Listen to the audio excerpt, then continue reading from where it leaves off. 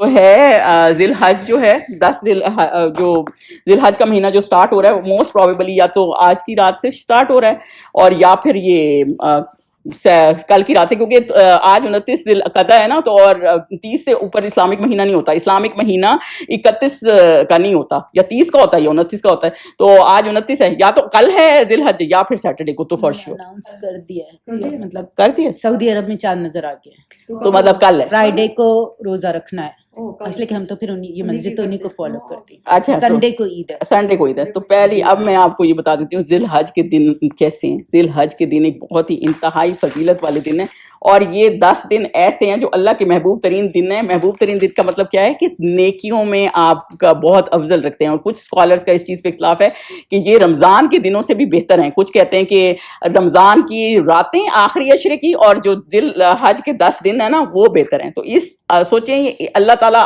ہمیں زندہ رکھا ہوا، کتنے لوگ ہیں جو ہمارے ساتھ نہیں ہیں. اللہ تعالیٰ نے ہمیں جو زندہ رکھا ہوا ہے وہ ہمیں اور موقع دیا ہے، ہمیں موقع دیا کہ ہم اس نیکی کر لیں جتنی زیادہ. تو اللہ تعالیٰ یہ دن ہمیں اس لیے دے دیتا ہے کہ ہم زیادہ سے زیادہ نیکیاں کر لیں. اور اس کی فضیلت یہ ہے کہ ایون صحابیوں نے جب حضور صلی اللہ علیہ وسلم نے کہا نا کہ یہ اعمال کے یہ ایام، سب اعمال کے یہ ایام جو 10 دن ہیں سب سے زیادہ اللہ کو محبوب ہیں، تو جب صحابیوں نے پوچھا کیا جہاد سے زیادہ بھی، تو حضور صلی اللہ علیہ وسلم نے کہا ہاں، مگر صرف اس کے جس نے اللہ کی راہ میں جہاد کیا اور جان سے کیا، اور مال بھی اس نے اللہ کی راہ میں دیا، یعنی کہ جو واقعی شہید ہو گیا. ورنہ یہ اس سے بھی بہتر دن ہے. سوچیں یہ اتنے زیادہ امپورٹنٹ دن ہے اور ان کا اجر بہت بہت زیادہ ہے. اور جب اللہ تعالیٰ کی کوئی محبت جس سے آپ کرتے ہیں اس کی پسندیدہ چیز پہ آپ اس کے مطابق چلیں گے، سوچیں کتنا آپ کو اجر مل جائے گا. اور ایک سنت طریقہ دیکھ لیتے ہیں کہ حضور صلی اللہ علیہ وسلم کا کیا طریقہ تھا. حضور صلی اللہ علیہ وسلم کا یہ طریقہ تھا کہ زندگی میں انہوں نے نا کبھی 4 کام نہیں چھوڑے. پہلا انہوں نے عاشورہ کا روزہ جو 10 محرم کا تھا. دوسرا انہوں نے یہ 9 روزے جو پہلے 9 دن کے. دیکھیں روزے کا کیا فائدہ ہوتا ہے. روزے کا فائدہ یہ ہوتا ہے کہ آپ اگر سو بھی رہے ہیں نا تو آپ عبادت میں ہیں. آپ فونوں پہ لگے ہیں، فون پہ مطلب کام کی بات کریں، فالتو نہیں، وہ تو ابھی ہم نے لاغو کیا، لاغو نہیں کریں، کام کی بات کریں تو بھی آپ جو ہیں عبادت میں ہیں. تو روزہ کبھی 9 ذی الحج کے روزے نہیں چھوڑے، 13 14 15 جو درمیان کے مہینے کے ہوتے ہیں اس کے روزے نہیں چھوڑے، اور فجر کی 2 سنتیں نہیں چھوڑی.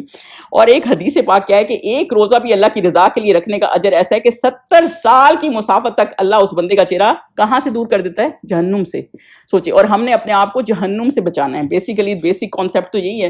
لیکن یہ ہے نفلی عبادت ہی، لیکن نفلی عبادت میں بھی اجر ہوتا ہے. آپ کو یہ پتہ ہے کہ آپ فرض نماز کی قضا نہیں پڑھ سکتے. صحیح جو علماء اس بات پہ متفق ہے نا وہ کیا ہے، وہ اس میں احتجاج یہ ہے کہ فرض نماز کی جو ہے نا وہ قضا نہیں ہے. اور فرض نماز کی جب قضا نہیں ہے تو پھر آپ اس کو کیسے کور کریں گے؟ کیونکہ جن کی فرض نمازیں کم ہوں گی تو اللہ تعالیٰ ان کی سنتے ہیں، ان کی نفلیں ایڈ کر دے گا. تو زیادہ سے زیادہ جب آپ ایسے پاک دنوں میں نفلیں پڑھتے ہیں، عبادتیں زیادہ کرتے ہیں، تو پھر وہ آپ ان کو تو آپ اس طرح کور ہو جائے گی. اور آپ یہ دیکھیں کہ جب آپ رمضان میں رکھتے ہیں اس میں نماز ہے اور روزے ہیں، رائٹ؟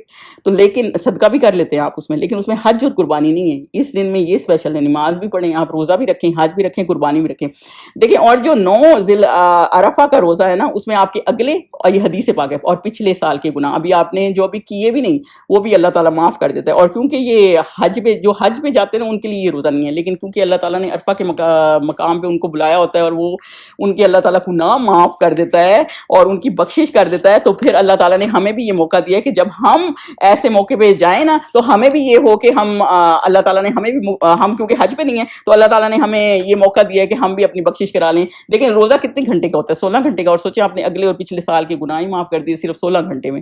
کتنے اللہ تعالیٰ آپ کو اپرچونٹی دیتا ہے. ایک سورہ مائدہ میں آیت ہے کہ اس میں یہ کہ اللہ تعالیٰ نے عرفہ کے دن میں یہ آیت اتری تھی کہ اللہ تعالیٰ نے آپ کا دین کمپلیٹ کر دیا. تو ایک یہودی حضرت عمر کے پاس آیا اور اس نے ان کو کہا کہ اللہ تعالیٰ نے ہمارے پاس یہ آیت بھیجی ہوتی نا کہ دین بالکل کمپلیٹ ہی کر دیا، کیونکہ دین کمپلیٹ تو تب ہوا ہے نا جب حضور صلی اللہ علیہ وسلم آئے ہیں. تو ہم تو اس دن پتہ نہیں کتنی خوشیاں مناتے. تو حضرت عمر نے کیا کہا، ہم عید مناتے تو ہیں اس کے بعد نا عرفہ کے بعد عید مناتے تو ہیں. اور سوچیں سب سے زیادہ شیطان اس دن ذلیل ہو رہا ہوتا ہے کیونکہ اپنے سر پہ خاک ڈال رہا ہوتا ہے، کیونکہ وہ دیکھتا ہے اتنے لوگ بخشے چلے گئے. اس کو تو مسئلہ یہ ہے کہ وہ اکیلا نہیں جہنم میں جانا چاہتا، یاد رکھیے گا، وہ ساتھی لے کے جانا چاہتا ہے اور ہم نے اس کا ساتھی نہیں بننا. تو اور بہترین دعا جو ہے نا وہ عرفہ کی دعا ہے، کیونکہ جو عرفہ کے دن دعا مانگتا ہے نا اس کی دعا قبول ہوتی ہے. اور اللہ تعالیٰ سے ہر چیز مانگے، امپاسبل چیز بھی مانگے، کیوں نہ مانگے، بھلے آپ کچھ بھی مانگے جو بھی آپ کے دل میں ہے، کیونکہ اللہ تعالیٰ ہی قبول کرنے والے. اور اللہ تعالیٰ کو جب ہم آیت الکرسی پڑھتے ہیں نا، اللہ لا الہ الا هو الحی القیوم، اللہ تعالیٰ کو اللہ تعالیٰ ہمیشہ رہنے والا ہے اور اللہ تعالیٰ کی وسعت اس سے پتہ چلتی ہے کہ اللہ تعالیٰ کتنا وسیع ہے. تو اللہ تعالیٰ کے لیے جو چھوٹی چھوٹی چیزیں ہم مانگ رہے ہوتے ہیں نا, یہ اللہ تعالیٰ کے لیے کوئی چیز نہیں ہے. تو بیسیکلی ہمیں کیا کرنا ہے کہ ہمیں بہت زیادہ اس چیز کا اہتمام کرنا ہے. اور جو کئی صحابی کیا کرتے تھے وہ تکبیرات, حضرت عبداللہ بن عمر اور ابو ہریرہ جو ہیں بازار میں جا کے اتنی اونچی اونچی تکبیرات پڑھتے تھے, اس لیے نہیں کہ لوگوں کو پتہ چلے جی ہم جی تکبیرات پڑھنے والے ہیں, وہ اس لیے پڑھتے تھے کہ لوگوں بھی پڑھنا شروع ہو جائیں تاکہ لوگ بھی اس چیز کو اپنائیں. اور لوگ پڑھنے شروع ہو جاتے تھے اونچی اونچی.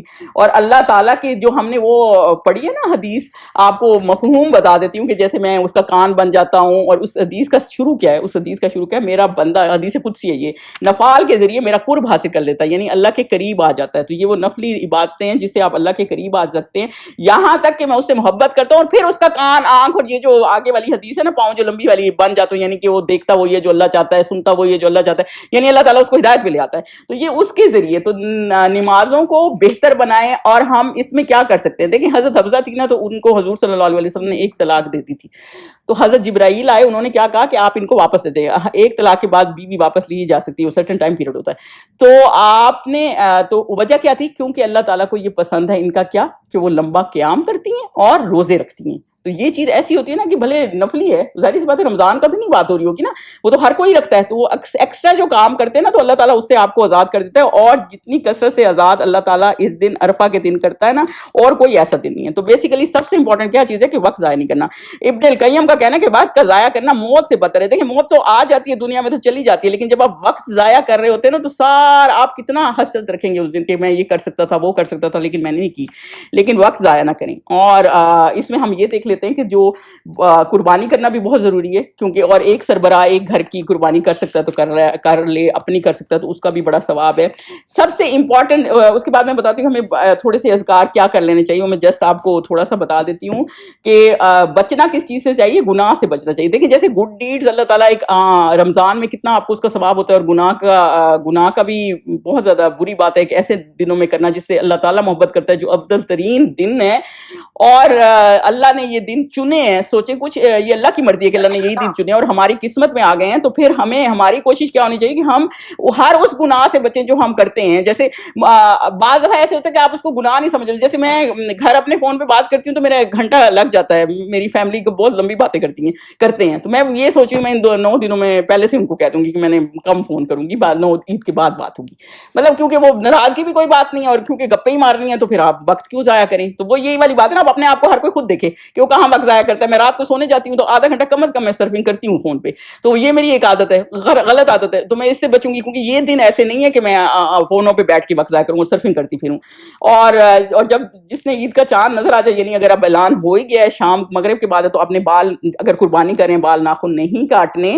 اور اگر آپ کا قربانی کا ارادہ, لیکن اگر سربراہ کا قربانی کا ارادہ ہے, سپوز اگر میرے میاں کریں اور ہمارا نہیں ہے, اب بہتر ہے کہ آپ بھی کریں, بچوں کو بھی عادت ڈالیں. اور اگر نہیں ہے تو پھر وہ کاٹ سکتے ہیں, کوئی ایسی بات نہیں. تو بہتر ہوتا ہے کہ آپ 9 دن میں کون سے آپ کے اتنا تھریڈنگ ہو جانی ہے یا کون سی ایسی ہے, تو پہلے ہی کر لیں. کوئی ایسا وہ نہیں ہے, ایک ثواب میں آپ ان کے ساتھ حاجیوں کے ساتھ شامل ہو جائیں, کیونکہ یہ حاجیوں کے لیے مست ہے نا. اس لیے سید بن جبیر تھے, تو وہ عبادت اتنی کرتے تھے کہ لوگ سمجھتے تھے کہ اس 10 دن میں کہ ان کو جیسے کوئی کام ہی نہیں ہے.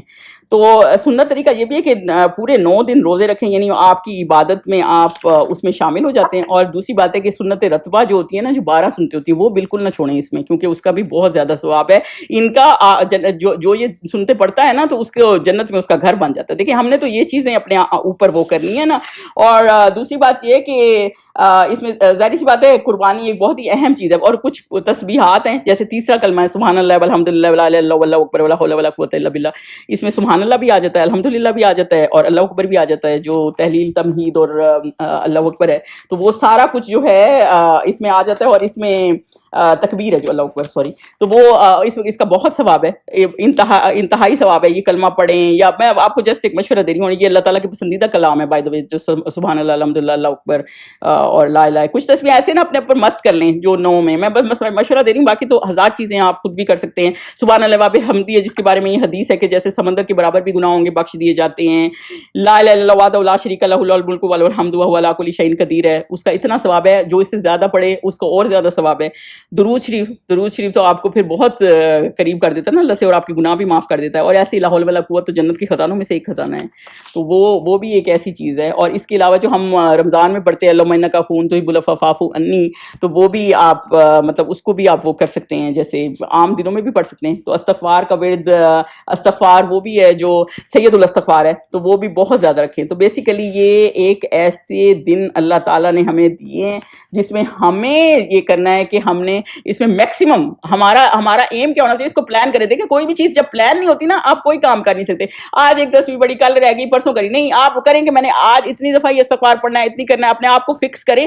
جب آپ اپنے آپ کو فکس کریں گے نا, کسی کے ساتھ یہ نہیں کرنا, یہ نہیں کہ ہم یہ کہہ رہے ہیں کہ ہم 400 تسبیحیں یہ پڑھیں گے یا 300. اپنے آپ کو فکس کریں کہ کم از کم میں نے اتنا کرنا ہے. جب ٹارگیٹ آپ 1000 کا رکھیں گے تو 400 500 تک تو کر ہی لیں گے نا. مطلب وہی ہے کہ آپ کچھ نہ کچھ کریں, جیسے یہ ایک مین چیز ہے. اس کے علاوہ تکبیرات ویسے تو پورے 13 تاریخ تک ہے, لیکن جو مین حدیث ہمیں ملتی ہے وہ 9 تاریخ سے 13 تاریخ کے عصر تک جو ہے نا, اس میں یہ ہے کہ آپ خوب اللہ تعالیٰ کی تکبیرات کریں ہر فرض نماز کے بعد. یہ سنت میں آپ کو بتا رہی ہوں, تو یہ ضروری ہے. تب تک رکھیں, یعنی تب تک آپ اللہ تعالیٰ کی رحمت کے انڈر ہوں گے. جتنی زیادہ عبادتیں کریں گے ان کا ثواب ملے گا اور سنت کے عین مطابق ہوگا. تو ہمارا یہ بہت زیادہ ہمیں یہ ہے کہ ہم نے عین وہی کام کرنا ہے. دیکھیں اب سحری میں تو اٹھیں گے, اگر روزے رکھنے کی نیت ہے تو تھوڑے 10 منٹ پہلے اٹھ لیں, تہجد ہی پڑھ لیں. اور اشراق جیسے اگر نہیں پڑھتے تو وہ بھی اگر پڑھ لیں گے, تلاوت کا رکھیں مطلب آپ کو. اور جو وہیں بیٹھے بیٹھے حج, جب آپ فجر کی نماز پڑھ کے اٹھتے ہیں, فجر کی نماز سے اشراق تک کے ٹائم تلاوت شروع کرتے ہیں اور اشراق تک پڑھتے رہتے ہیں, 1 گھنٹہ ہی ہوتا ہے وہ تقریباً, اور آپ کو حج عمرے کا ثواب مل جاتا ہے. یعنی آپ حج پہ نہیں گئے لیکن آپ کو حج عمرے کا ثواب مل جاتا ہے.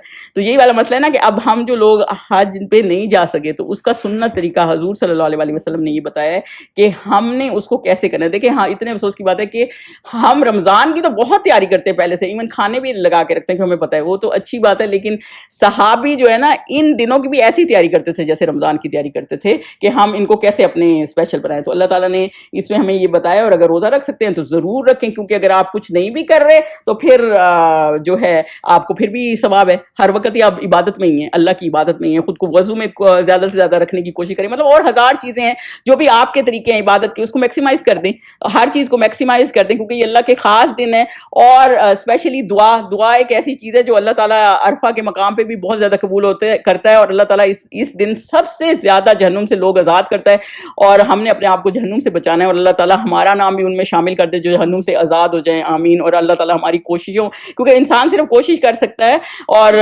آگے تو اللہ تعالیٰ کی مرضی ہے. مطلب ہماری نمازیں بھی آپ کو پتہ ہی ہے کیسی ہیں, مطلب 100,000 خیالات ہر چیز پہ. تو ہم نے صرف کوشش کرنی ہے, اور اللہ تعالیٰ کو یہ دکھانا ہے کہ یا اللہ ہم تیری راہ میں کوشش کر رہے ہیں, آگے اللہ تعالیٰ قبول کرنے والا ہے. تو اللہ تعالیٰ ہم سب کی عبادات قبول کرے, اور ہمیں ہر لغو سے, ایسی چیزوں سے بچائے, ہر اس چیز سے بچیں جو ایکسٹرا چیز آپ کرتے ہیں تو آپ اس سے رک جائیں. کہ ابھی اللہ کے لیے اگر آپ سوچیں, اگر آپ اللہ کے لیے کوئی گناہ چھوڑ دیں گے نا, کوئی ایسی بات جو اللہ کے احکامات کے مطابق نہیں ہے, تو آپ کو اس کا بھی ثواب ہے کہ آپ نے یہ گناہ چھوڑ دیے, کہ کیونکہ آپ اللہ کے لیے وہ کر رہے تھے نا, اللہ کے لیے, کیونکہ اللہ کو یہ چیز پسند نہیں ہے. تو جو کچھ بھی ہم نے ان 10 دنوں میں یاد رکھیں, ویسے بھی زندگی ایسی گزارنی چاہیے, لیکن ان خاص دنوں میں, کیونکہ اللہ کے محبوب ترین دن ہے, اور جو چیز بھی آپ کو, جس سے آپ محبت کرتے ہیں, آپ کیا چاہتے نہیں ہیں کہ اس کو خوش کرنے کے لیے ویسے کے ویسے کریں, اور اللہ کو خوش کرنا ایک بہت بڑی بات ہے. تو ہمیں اپنی 10 دن ویسے کے ویسے گزارنے ہیں جیسے اللہ تعالیٰ کے احکامات ہیں, اور میکسیمم کوشش کرنی ہے کہ ہم اپنے ایفرٹس میکسیمم کریں اور میکسیمم عبادات کر سکیں. یہ جی حج کا تھوڑا سا تھا انشاءاللہ تعالیٰ. تو اور کوئی کوشچن ہے تو پلیز ضرور بتائیں. سبحانک اللہم و بحمدک, اشہد ان لا الہ الا انت, استغفرک و اتوب الیک.